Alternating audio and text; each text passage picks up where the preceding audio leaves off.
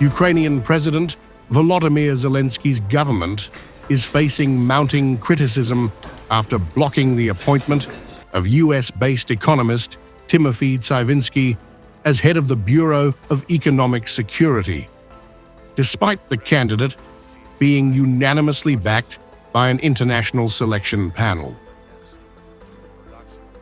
The veto has sparked protests in Kyiv and raised fresh concerns over whether Zelensky's administration is serious about cleaning up Ukraine's graft-ridden institutions.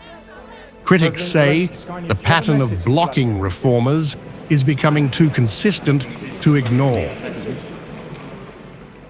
Donatas Milaskevicius, a member of the International Selection Commission, openly condemned what he described as coercive tactics.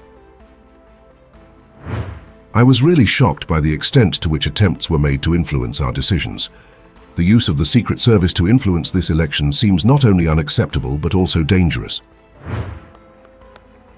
The move follows recent controversies surrounding Ukraine's anti-corruption agencies, including NABU and SAPO, where independent figures were also sidelined, often without explanation.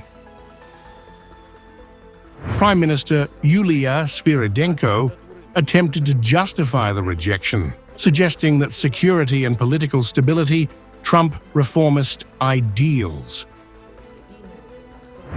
The government has the right to reject a candidate for security reasons, but that doesn't mean the entire commission's work was in vain.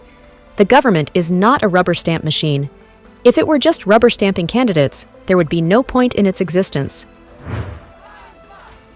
But that reasoning has done little to quell public anger or reassure Western backers. Demonstrators outside government offices argue the pattern reflects an entrenched resistance to outsider oversight.